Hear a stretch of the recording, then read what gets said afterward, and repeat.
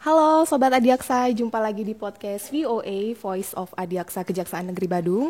Masih bersama saya Putri Yumi Antari, dan VOA episode 2 kali ini kita akan membahas topik tentang ketenagakerjaan di era pandemi COVID-19.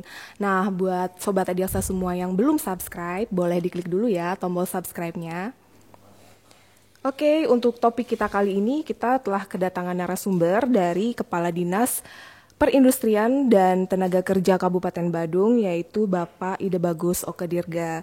Halo Bapak, apa kabar? Baik, selamat siang. Selamat siang, selamat datang di podcast kami Bapak. Apa aja nih Pak kesibukan-kesibukannya sekarang ini Pak? Aduh, luar biasa dengan kondisi seperti sekarang ini. Tentu Dinas Tenaga Kerja yang membidang tenaga kerja sungguh luar biasa kesibukannya. Sibuk sekali ya. Baik, mengenai topik kita kali ini Pak, ketenaga kerjaan di era pandemi COVID-19. Nah, apa sih Pak akibat-akibat atau imbas-imbas COVID-19 ini terhadap ketenaga kerjaan khususnya di Kabupaten Badung itu sendiri Pak? Terima kasih Bu Yuni. Jadi saya melihat dari dampak COVID ini tentu yang di Badung, data saya punya jumlah perusahaan di Badung itu 5.880 lebih.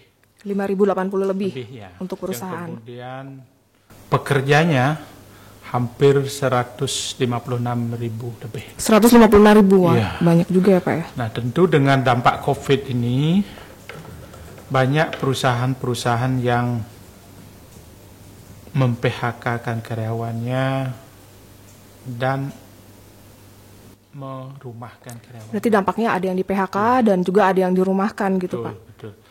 Jadi datanya, jadi sesuai dengan laporan dari perusahaan, dari 5.000 perusahaan tadi sudah 471 perusahaan yang mem-PHK-kan karyawannya maupun merumahkan karyawannya.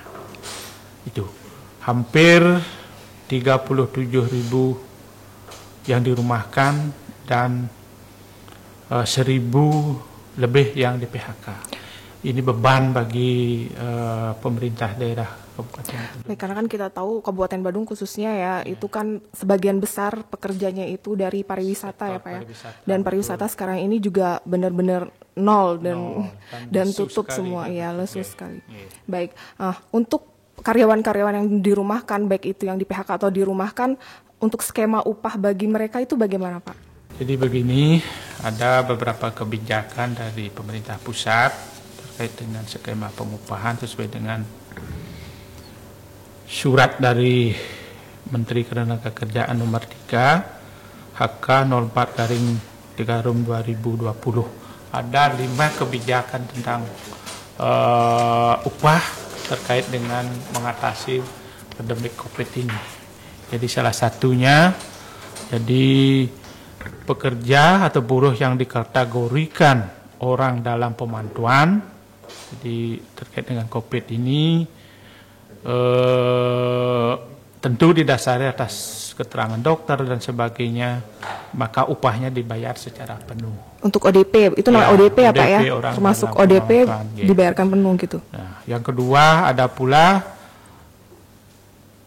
kategori kasus Uzbek, itu 19 dikategorikan masih di karantina atau diisolasi.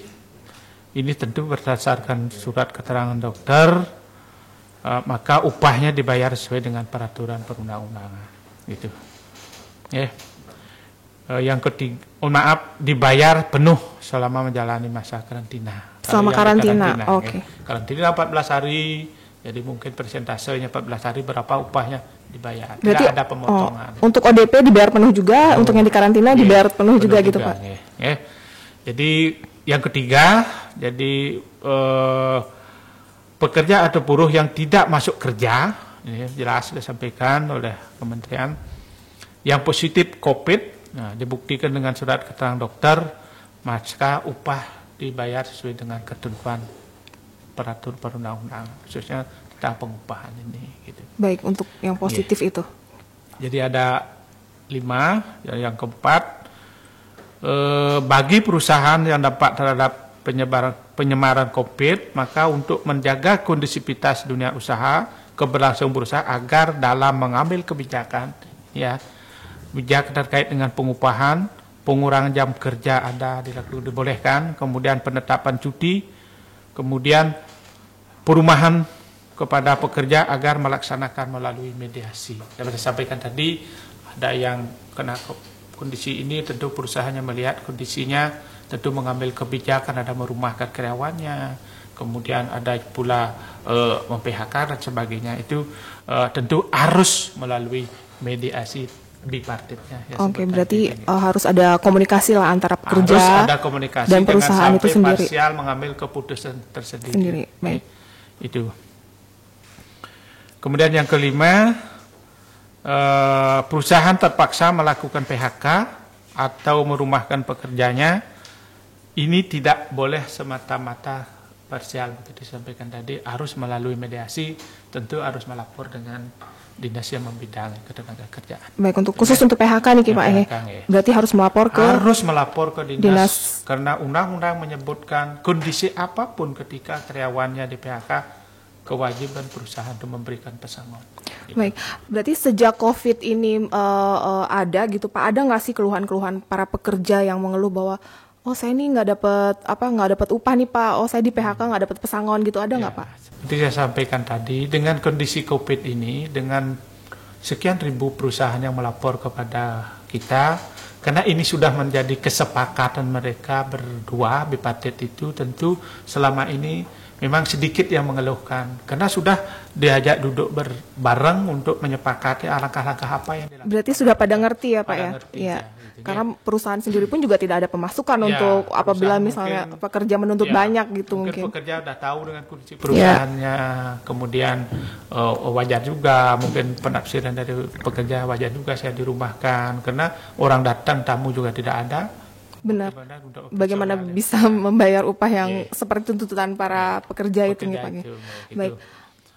Nah, untuk upaya yang sudah dilakukan Dinas Perindustrian dan Ketenagakerjaan, apa aja nih Pak yang sudah ataupun yang akan dilakukan? Jadi begini, kami di Dinas Tenaga Kerja tentu sesuai dengan peraturan yang berlaku, ketika ada perusahaan yang menyampaikan keluhannya tetap kami lakukan mediasi melalui mediator, ketika pun tidak menemukan kesepakatan, tentu kita harus koordinasikan juga melalui pengawas ke provinsi.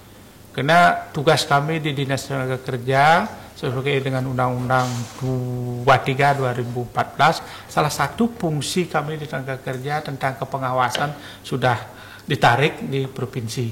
Nah, inilah salah satu barangkali yang sangat berat bagi kami di pemerintah ketika ada perusahaan-perusahaan yang melanggar dan sebagainya. Cuman kita hanya bisa melakukan pembinaan, kemudian jadi teguran secara langsung ya, karena tidak ada kepengawasan. Berarti udah nggak bisa lagi nih Pak melakukan pengawasan. Kita harus koordinasi ke provinsi. Ini perusahaannya melanggar, ini harus kita koordinasi. Harus ke provinsi dulu baru bisa. Ya, ketika kami lakukan pembinaan tidak ditaati oleh perusahaan ini sesungguhnya sudah menjadi catatan bagi kita seluruh Indonesia, para pekerja, para dinas atau OPD yang mengempu bidang tenaga kerja ini sudah sesampainya sudah pusat. Gitu.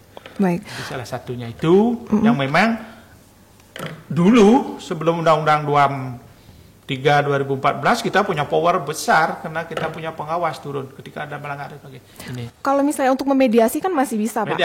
Mediator tetap kan. Iya, nah, mediator tetap kita lakukan. Baik, selama COVID ini ada nggak sih Bapak sudah pernah melakukan mediasi-mediasi antara pekerja dan perusahaan yang? Justru sekarang dengan COVID ini mediator kami atau memediasi kami berkurang. Ya, berkurang dari hari-hari yang normal ini. Oh gitu. Ya, kemarin sebelum ada COVID kami sibuk mengurusi perselisihan. Gitu. Sekarang karena ada COVID ini, jadi justru mediator kami memang ada sih 1-2, tidak seperti sebelum ada COVID. Jadi malah makin menurun ya justru untuk memediasikannya. Itu aneh. Ya, saya katakan aneh. Anehnya kenapa? Mungkin sebelum dia dirumahkan, sebelum dia di PHK sudah duduk bareng untuk menyepakati apa yang dilakukan oleh perusahaan ini. Ya, mungkin lebih baik kesepakatan dulu dan lebih memahami keadaan ya Pak.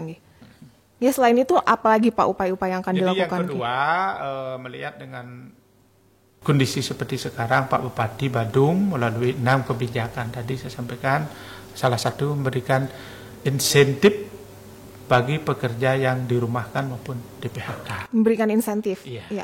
Itu seperti apa contohnya, Pak? Jadi kalau insentif? begini, tentu kita taat pada asas peraturan yang berlaku, kita melalui Duklat-Duknis sesuai dengan ketentuan yang berlaku, kemudian kita verifikasi. Setelah itu siapa yang berhak sesuai dengan ketentuan yang berlaku. Baik, menarik sekali insentif dari itu dari khusus di Kabupaten Badung. Saya hanya di Kabupaten Badung, saya tidak tahu. Nggak tahu. Untuk kabupaten lain nggak tahu. Jadi ini memang khusus di Kabupaten Badung. Berarti untuk pekerja yang dirumahkan ataupun di PHK itu mendapatkan insentif. Itu besar insentifnya berapa, Pak? Besarnya 600.000 kali 3 bulan. 600.000 kali 3 bulan. Nah, teknis pemberiannya itu seperti apa, Pak? Teknisnya nanti setelah dia mendaftar, kami sedang link ini di Kominfo sedang mendaftar, kemudian selanjutnya akan kami adakan verifikasi. Lolos verifikasi kami hubungi pula dengan memenuhi satu lagi yaitu rekening melalui transfer. Berarti nanti pembayaran melalui transfer dan pendaftarnya pun melalui online. Baik. Ya. Syarat-syarat yang kalau boleh tahu syarat-syaratnya yang mendapatkan insentif itu apa aja sih, Pak? Syarat-syaratnya barangkali kalau di link rekan-rekan sudah tahu, mungkin nomor izin perusahaannya atau INIB dan sebagainya, apa yang disebut itu izin apa itu yang legal itu, yang memang persyarat itu. Yang kedua alamat perusahaan, kemudian yang ketiga surat keterangan belum pernah menerima bantuan dari pemerintah terkait dengan COVID ini. Yang terpenting lagi surat keterangan bahwa itu benar di PHK oleh perusahaan, yang diterangkan oleh perusahaan. Jangan sampai kok membilang, lalu saya di PHK ternyata tidak membawa surat keterangan. Itu untuk yang di PHK. Ya. Tapi kalau yang dirumahkan kan tidak sama juga keterangan betul, surat keterangan dirumahkan. Berarti ini sendiri-sendiri ya, bukan dari perusahaan ya yang iniin. Iya, dia harus minta ke perusahaan. Maksudnya untuk apply-nya itu sendiri-sendiri. Ya, dia daftar sendiri. Baik. Online. Dan ini memang khusus untuk yang domisili di Kabupaten Badung khusus. Ya. Meskipun dia misalnya kerja di sini tapi tidak domisili di sini nggak boleh. Ya, baik. Aturan, regulasinya seperti itu. Baik. Kemudian untuk terkait kartu prakerja nih, Pak. Kartu prakerja kan kemarin pemerintah pusat sudah mengeluarkan bahwa yang dirumahkan atau di PHK mendapatkan kartu prakerja. Itu sistemnya bagaimana? Apakah samakah dengan insentif? Jadi kalau kartu prakerja yang diperuntukkan sesuai dengan surat Mendagri yang terakhir ini surat edar Mendagri yang terakhir ini diberikan kepada pekerja terkena PHK, dirumahkan dan pencari kerja. Ini sesuai dengan surat edar Mendagri nomor 560/2821 SC. Jadi mekanismenya begini. Jadi rekan-rekan para pekerja yang dirumahkan maupun di PHK bisa mendaftar melalui www.prakerja.go.id. Baik.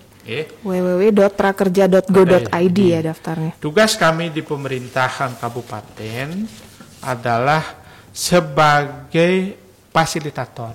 Baik. Mengarahkan, mensosialisasikan, bila perlu ada pendampingnya. Jadi rekan-rekan atau pekerja yang tidak paham cara memasukkan ini, kami sudah ada posko kartu prakerja di dinas. Khusus posko kartu prakerja. Ada poskonya. Baik, nah bedanya dengan insentif ini apa, Pak, kalau prakerja? Jadi Pak? Kartu prakerja ini sama juga, tapi dia mendaftar, dia lolos, kemudian diberikan pelatihan, kemudian diberikan juga insentif. Ada pelatihan dan ada insentif juga. Kalau insentif pelatihannya nggak ada ya, Pak ya? Jadi di Kabupaten Badung ini kan insentif memang yang nama bukan kartu, insentif bantuan sosial. Bantuan sosial. Kalau untuk pencari kerja kan kalau untuk kartu prakerja kan bisa untuk pencari kerja juga bisa nih apply. Nah kalau insentif nggak bisa, Pak. Kalau untuk pencari kerja nggak. Berarti khusus dirumahkan sama PHK aja. Dirumahkan maupun yang di PHK. Oh berarti bedanya pencari kerja juga bisa di kartu prakerja. Sesungguhnya kartu prakerja ini kan kepada pencari kerja dulu. Awalnya sebelum sasaran ada COVID utamanya ini nih. ya. Jadi yang COVID ada, kemudian ada kebijakan yang barangkali anggarnya dulu menurut kementerian, ya tentu ada yang 10 triliun dulu, kemudian dengan COVID naik menjadi 20 triliun ini. Karena mungkin ada yang di PHK Ya, juga dapat karena sasarnya berubah. Yang Berubah. di PHK maupun Yang dirumahkan juga dapat. Dan itu insentifnya sama ya, 600.000 ya Pak ya? Iya. Kalau tidak salah saya baca seperti itu 6.000 kali 600 kali. Kali 3 bulan sama 3 bulan juga. Berarti kesimpulannya yang sudah dapat insentif tidak bisa lagi apply di kartu Tidak bisa prakerja. lagi. Makanya instruksi presiden jelas, jangan sampai ada tumpang tindih dalam program dalam penanganan COVID ini. Baik, berarti sudah jelas sekali nih Pak nih. Maksudnya pemerintah juga sudah berupaya untuk bagaimana caranya biar masyarakat juga merasa ikut terbantu dengan adanya COVID-19 ini. Nah, terima kasih Bapak. Saya ada lagi satu terakhir sebelum ditutup. Silahkan. Saya himbau kepada perusahaan, kepada seluruh yang pekerja maupun di rumah untuk mendaftar juga kartu prakerja ini. Mendaftar. Itu, ya. Melalui www.prakerja.go.id gitu. Jadi karena memang ada prioritas bagi yang dirumahkan maupun yang di PHK untuk mendapat kartu prakerja ini. Tapi kalau misalnya dia sudah daftar di insentif nggak boleh lagi mendaftar di sini gitu kan? Kami sesungguhnya jujur saya sampaikan, jadi dalam rangka memberikan insentif kepada pekerja yang dirumahkan PHK melalui kebijakan Pak Bupati, kami berharap dari Kajari Badung untuk bisa memberikan pendampingan kami sehingga tidak keluar dari peraturan yang berlaku. Kemudian terkait dengan kartu prakerja, tentu ini harapan pemerintah pusat melalui netulan rapat kemarin yang disampaikan oleh pemerintah pusat, diharapkan kita pemerintah Kabupaten Badung mendorong semua yang di PHK maupun yang dirumahkan untuk mendaftar melalui www.prakerja.go.id. Baik. Yeah. Terima kasih banyak untuk informasinya dan waktunya sudah menyempatkan hadir di podcast kami Pak. Semoga hal ini bisa bermanfaat buat sobat-sobat Adiaksa yang menyaksikan podcast kita hari ini. Dan pastinya kita juga semua berharap semoga COVID-19 ini segera berakhir, masyarakat bisa kembali bekerja dan beraktivitas seperti semula, dan tentunya perekonomian dan pariwisata khususnya Kabupaten Badung bisa kembali seperti semula. Baik, terima kasih banyak Bapak. Selamat siang. Oke, itu tadi perbincangan kita bersama dengan Kepala Dinas Perindustrian dan Tenaga Kerja Kabupaten Badung. Jangan lupa like and share podcast kita ya. Akhir kata, saya Putu Yumi Antari beserta kru yang bertugas mengucapkan terima kasih and see you on our next podcast. Bye-bye. Diberikan gaji pokok saja.